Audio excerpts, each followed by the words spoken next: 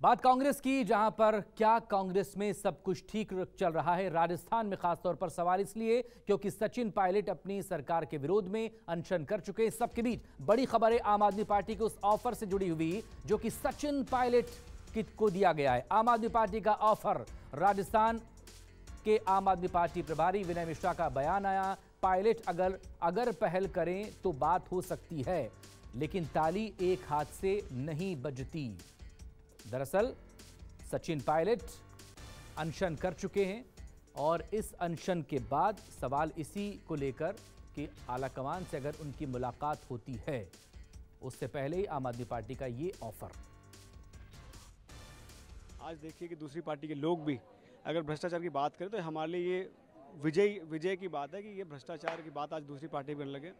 जहाँ तक उनका सवाल है तो निश्चित तौर पे कहीं ना कहीं इसमें देखना चाहिए, क्योंकि भ्रष्टाचार तो हुआ है और ये कोई सचिन जी ने नई बात नहीं कही है।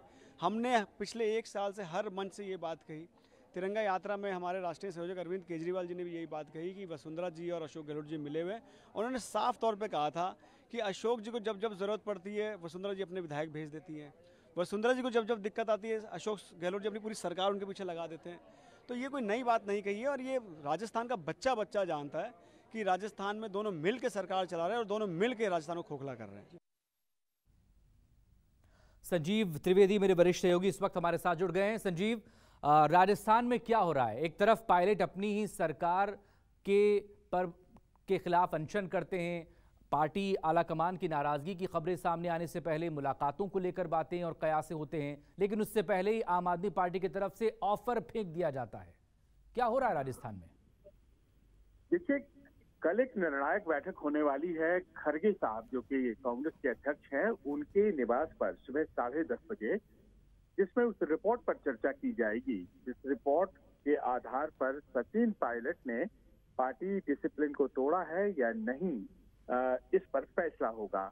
आज जो राजस्थान के कांग्रेस पार्टी प्रभारी हैं गुरजिंदर रंधावा, उन्होंने अपनी रिपोर्ट सबमिट की है और कल इस पर बैठक होने जा रही है। संभव है कि सचिन पायलट से भी पार्टी आलाकमान बात करेगा और ऐसे में जबकि फिर से एक बार बागी तेवर अपनाने लगे हैं सचिन पायलट को ऑफर दिया गया है आम आदमी पार्टी की तरफ से और उसके प्रभारी कह रहे हैं राजस्थान के कि अगर वो पहल करें तो फिर हम बात कर सकते हैं।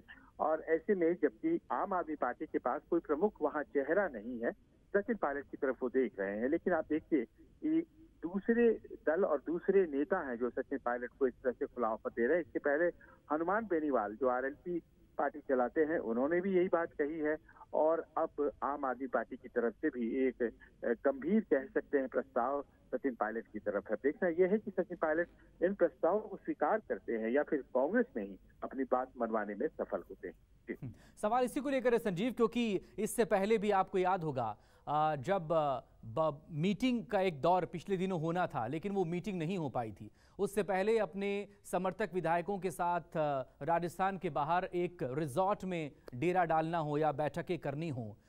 जब से सरकार में कांग्रेस आई राजस्थान में, अब एक बार फिर से नवंबर में वहां पर चुनाव होने हैं।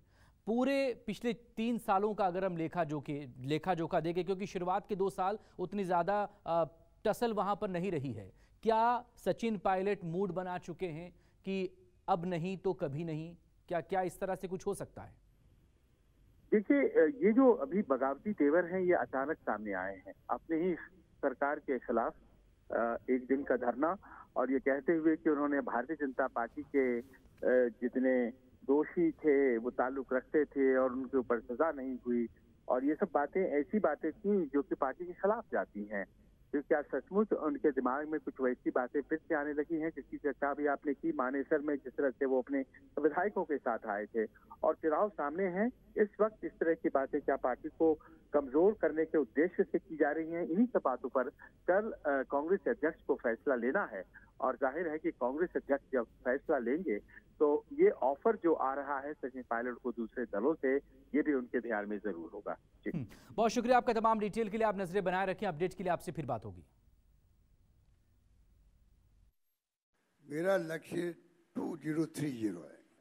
अभी एआईसीसी ने जो ट्वीट किया है, पहली बार एक राज्य ने जो उपलब्धि हासिल की है स्कीमों की, वो राज्य स्कीमों का नेतृत्व प्रदान कर रहा है अन्य राज्यों को। इससे बड़ा सौभाग्य हमारा क्या होगा कि हमारी हाईकमान ने ये कमेंट किया है, ये हमारे लिए गौर की बात है।